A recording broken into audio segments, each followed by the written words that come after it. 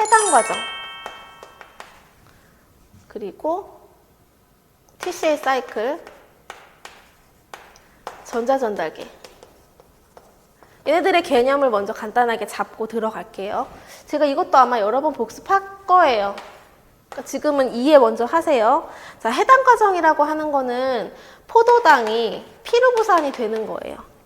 포도당은 탄소 6개짜리거든요. 피루부산은 탄소 3개짜리예요. 그러면 탄소가 6개짜리인데 3개짜리가 됐으니까 피루부산이 2분자가 생길 거예요. 그리고 피루부산이 일어나는 이 해당 과정은 산소가 없는 혐기적인 조건에서도 일어날 수 있어요. 그러니까 이건 무슨 말이냐 하면 이게 일어날 때 산소를 굳이 반응 중에 필요로 하지 않아요. 혐기적인 과정에서 일어날 수 있고 이 반응은 세포질에서 일어납니다.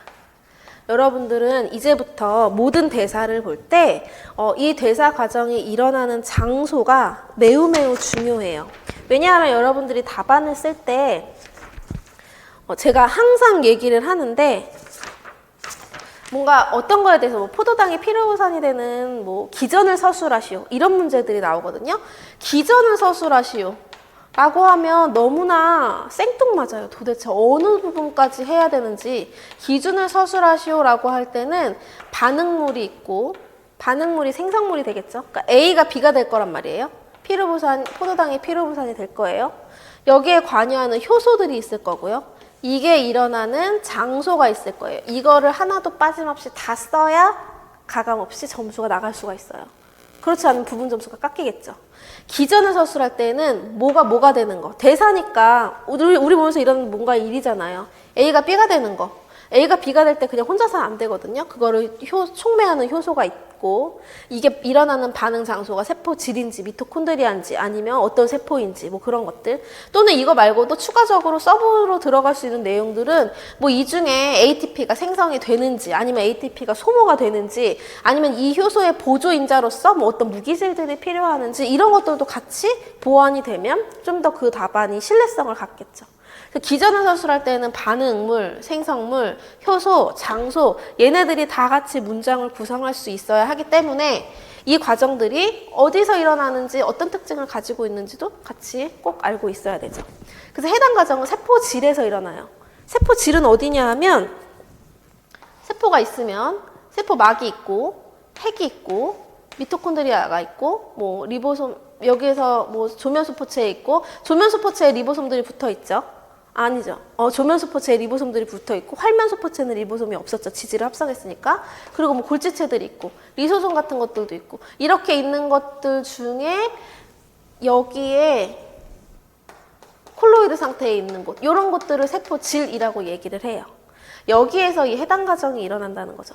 우리는 뭐 리보솜이 되었든 소포체가 되었든 리소솜이 되었든 아니면 뭐 미토콘드리아가 되었든 핵이 되었든 얘네들을 세포 소기관이라고 해요. 세포 안에 있는 작은 기관들.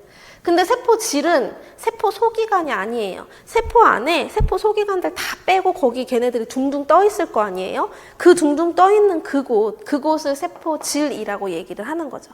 그러니까 그곳에서 그 세포질에서 포도당이 피루부산으로 잘라지는 해당 과정이 일어나게 되는 건데 얘는 산소를 사용하지 않기 때문에 혐기적인 반응이다. 우리는 그렇게 이야기를 합니다. 그런데 여기서 이 피루부산의 경로가 갈려요. 만약에 계속 산소가 없다. 원래 혐기적인 상황에서 피루부산을 만들기는 했다만 그런데도 불구하고 산소가 계속 없어. 그러면 피루부산은 젖산으로 전환이 되어서 축적이 됩니다. 우리가 운동을 했을 때 알배겼어 하는 그 다리의 통증은 젖산이 축적되었기 때문에 나타나는 거거든요. 근데 만약에 산소가 있다.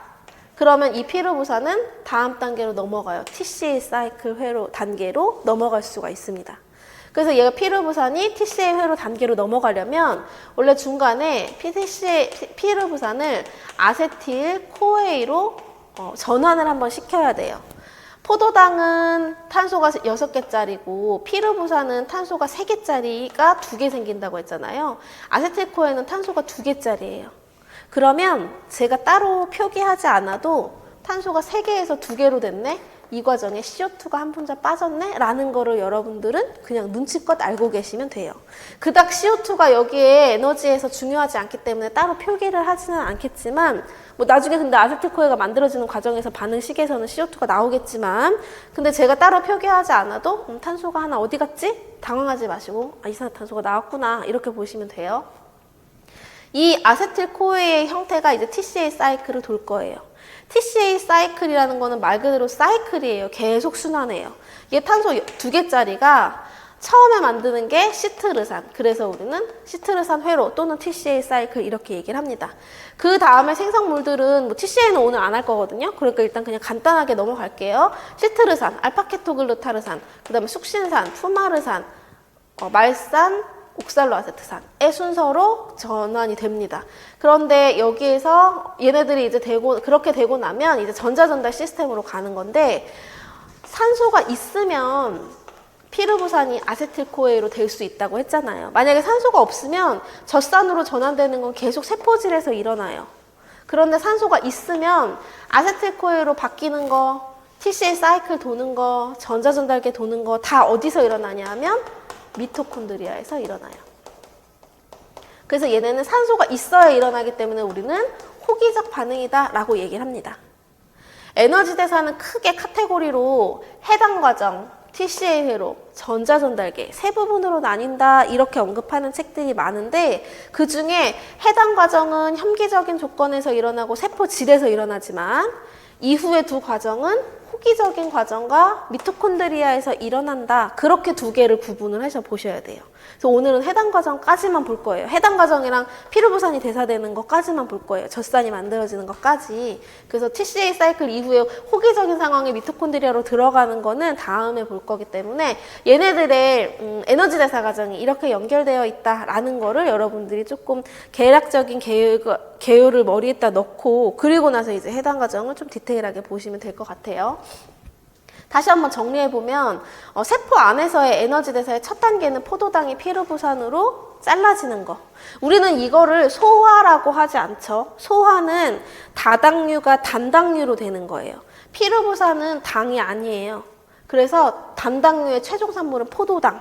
근데 얘도 에너지 대사가 되려면 분해는 돼야 돼요. 왜냐면 얘는 탄소가 6개짜리니까 탄소 3개짜리로 분해가 되는 거죠. 제가 그래서 단당류의 정의를 더 이상 가수 분해되지 않는 당이다 라고 했는데 그거를 이거랑 헷갈리지 말라는 거예요. 얘 분해됐는데 탄소 3개짜리로? 그게 아니라고요. 단당류는 소화가 더 이상 되지 않는 당의 개념으로 여러분이 이해를 하시고요. 해당 과정은 이렇게 세포질에서 산소를 쓰지 않으면서 포도당 하나가 피르부산 2분자를 만들어내는 거. 이 피르부산이 산소가 없으면 세포질에서 계속적으로 젖산으로 전환이 될 거고요. 만약에 산소가 있으면 미토콘드리아로 들어가서 산소를 쓰는 반응인 아세틸코에를 거쳐서 TCA 회로를 돌고 전자전달계를 거치게 됩니다. 최종적으로 이렇게 되면 에너지를 만들겠죠. 우리는 이걸 그래서 탄수화물의 에너지 대사라고 얘기를 하는 거잖아요. 그래서 이렇게 연결을 해서 보시고 오늘은 해당 과정에 대한 내용을 조금 더 이제 자세하게 한번 보도록 할게요. 일단 젖산되는 것도 나중에 볼 거니까 포도당이 피르부산이 되는 거 우리는 이거를 해당 과정이라고 얘기를 합니다. 혐기적인 과정이고요. 그리고 세포질에서 일어나요. 교재 19페이지에 한번 보세요. 해당 과정의 첫 번째. 세포질에서 발생하고 혐기적인 반응, 그러니까 산소를 쓰지 않고요. 포도당 한 분자가 피르부산 2분자로 분해된다. 그래서 포도당은 탄소가 6개짜리고 피르부산은 탄소가 3개짜리인 거고요. 그리고 ATP 2분자와 NADH 2분자가 생성된다 해서 뭐 뒤에 반응식부터 나오는 것부터는 이제 좀 머리가 아프기 시작해요. 밑에 테이블 보면은 막 헥소키나제 막 이런 거 나오니까 좀 짜증도 나기 시작할 텐데 지금부터는 판서에 제가 해당 과정 정리하는 거 같이 보시고 그리고 나서 제가 테이블에 있는 내용 같이 정리해 보도록 하겠습니다. 먼저 포도당은 탄소가 6개짜리잖아요. 이거 제가 해당 과정 있는 거 한 2번 반복할게요. 일단 처음에는 같이 이해하시고 그리고 나서 필기하실 때 하세요. 포도당은 탄소가 6개예요. 하나, 둘, 셋, 넷, 다섯, 여섯. 근데 얘가 사슬형으로 존재하는 게 아니라 반응에 참여할 때는 고리형으로 얘가 반응을 참여하게 돼요. 그럼 탄수화물 구조 아까 봤죠? 1번 탄소에서부터 시작해서 2, 3, 4, 5 6번 탄소까지 가지고 있잖아요. 포도당은 얘가 나중에 탄소 3개짜리로 잘라질 건데 얘가 먼저 6번 탄소에 이거 인산기예요. 인산기를 하나 붙입니다. 6번 탄소에 인산기를 우리는 얘를 포도당은 세포 안에서 제일 먼저 GUP, 제가 일단은 약어로 쓸게요. 나중에 책에 플레임이 있으니까 GUP라고 하는 애가 돼요. 얘는 포도당이 6번에 인산기를 붙였다라는 뜻의 GUP예요. 그래서 포도당 6인산이라고 우리가 얘기를 하거든요. 세포 안으로 포도당이 들어오면 일단 제일 먼저 하는 거는 포도당에다가 인부터 갖다 붙여요. 혈관에 떠다니는 포도당들이 혈당을 낮추려면 세포 안으로 들어와야 하죠. 들어왔다. 일단 거기다 인 붙여요. 또 들어온다. 일단 인부터 붙여요.